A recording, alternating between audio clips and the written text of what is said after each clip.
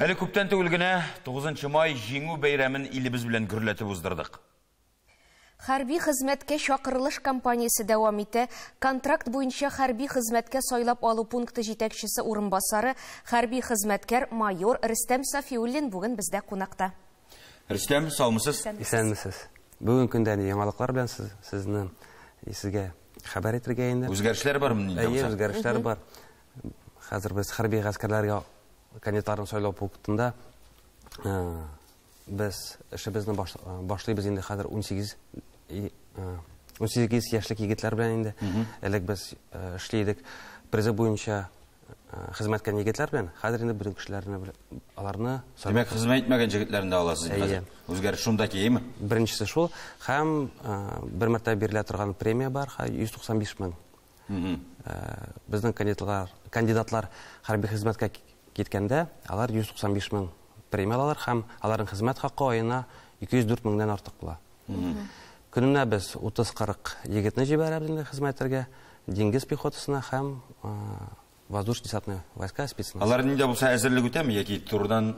Әлбәттә. Туры инде шул. Юк, без аларны җибәрәбез воинский частьларга, аларында боевое слаживание үтәләр, полигоннарда үзенең гыйлемнәрен уже практика. Әзерлекне кичәйтәләр инде.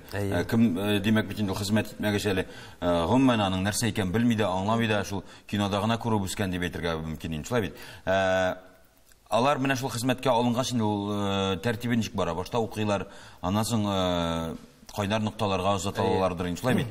2-3 ай хезмәт итеп ялга китәләрме? 6 аймы, 1 еллык хезмәтме, 2 еллыкмы? Менә бу килешү ничек төзелә? Һәрбер кеше бер китап инде ул, һәрбер кеше бер тормыш. Җибәрәбез егетләрне Севастополь шәһәренә, Псков шәһәренә. Алар подготовканы инде 1 ай узалар. Аннары алар кайнар нокталарга китәләр. И командирлары аларны уже тәртип буенча отпускка җибәрәләр. Отпуск 2 атнадан соң артык. 1 атнадан артык инде бер отпуск. Күпме хезмәткә нәрсәң әлегә отпускны алалар? 3 айдан да алып була, 6 айдан соң алып та була. Анда на решение командира. Контрактчыларга нинди таләпләр куела? Теләсә кем монда килә аламы? Теләсә юк дип, теләсә кем булмый инде ул бер кашанда. Беренчедән инде военкоматка киләләр. Без алар белән беседа проводим. Сөйләшәбез, психологлар сөйләшә, медосмотр узалар. Аннан соң алар киләр безнең сайлау пунктына, Казанга, Аэропорская, дом 1. Без анда аларның документларын тикшереп, алар белән бергә аралашып инде воинскую часть выбираем. Һәм теге елда безнең запретлар бар иде. Быел инде послабление.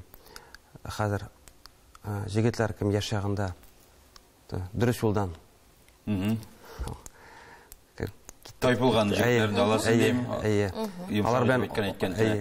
Алар белән аралашып, гаиләләр их проступки күптәннән булса, гаиләләре хәзер булса, хәзер эшлиләр һәм төп-төгәл гражданин инде. Аларны да хәзер без җибәрәбез, бик яхшы отзывлар киләләр, чөнки алар дөньяның нинди авыр икәнен беләләр, и кайнар нокталарда алар үзен ачалар. Чөнки яшь чагында оступился, аннан соң эш буенча да авыр, монда үзе исемен чисталау. Димәк, инде үзен чистарта алайым, үзенең тарихын. Ялгышлыкларын төзәтергә тырышалар. Ике историяны, сөйләрмен. Берсе, бер җегет килде, мин улымның йөзендә герой буласы килә дип, чөнки яшь чагында. Аннан соң хәзер безнең тенденция яшь егетләр китә башладылар инде. Элек безнең 35-тән 40-тан артык егетләр китәләр кайнар ноктага. Хәзер инде 30-дан да артык.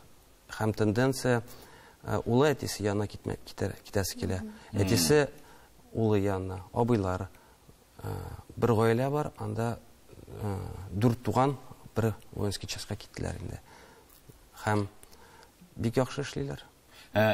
Эш мәсьәләсенә килгәндә калганда, ир-егет бит нәрсә дисәк тә, гаилә тәрбияләүче, гаиләне ашатучы булып бара беренче чиратта, хатын-кызларда әйбәт эшләгән чорда яшәсәк тә, Менә алар эшләрен калдырып киткән ир-егетләребез исән-сау әйләнеп кайткач, аларның эш урыннары сакланачакмы? Бу мәсьәлә ничек хәл ителгән? Контракт буенча китүчеләрнең эш урыннары саклы по решению работодателя инде. Чөнки контракт буенча китүчеләр официально трудоустроены һәм аларның хезмәт хакы 204 меңнән артык. Әле анда бар премиялар, бар льготалар, аларның гаиләләренә, балаларына. Һәм контракт ул 1 елдан артык. Работодатель бер урынны елдан артык бит тоталмас. Шуңа безнең хөкүмәт ярдәм итә. Без внеконкурсное поступление уку йортларына һәм ашау мәсьәләсе балаларга бушка. Сез сөйләгән әйберләрне тәфсилләбрәк кайда белеп, ничек өйрәнеп була? Военкоматның сайты бар безнең һәм рекламаларын күрәсездер инде бөтен Татарстанда, юлларда, шәһәрләрдә.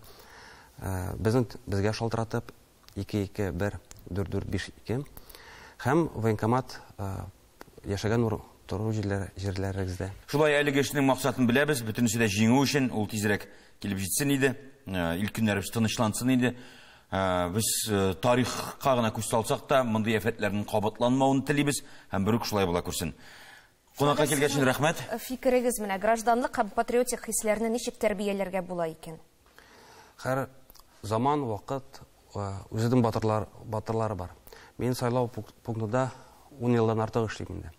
Нинди дөньяда, Россиядә, туган илебездә, Татарстанда нинди үзгәрешләр булса да, булмаса да, яхшы яшәүме, начар яшәүме, барыбер киләләр кешеләр, романтиклар, чын патриотлар. Бәлки ул авылда обыкновенный слесарь булып колхозда эшләгән кеше тып-тыныч кына кайнар нуктада чын герой була, батыр. Үзен ача. Һәрбер кешедә иратта стержень русча сүзендә бар. И кем ничек аны ача? Кемдер аны 12 яшьтә ача батырлыгын һәм үзенең тормышын шулай итеп ясый. Кемдер 30 яшьтә, кемдер 40 яшьтә. Һәр заман үз батырларын ача. Һәр поколениягә безгә безнең ул авырлыклар килә. Әмма бөтен авырлыкларны без җиңеп чыгабыз. Җиңү безнең кулда һәр вакыт. Нәрсәгә дисәк тә, һәр батырның да гомере бер генә, гомерләр бирелә бер генә, шул гомерне матур итеп тынычлыкта үткәргән насыйп булсын иде. Эшегездә уңышлар сезгә. Рәхмәт сезгә.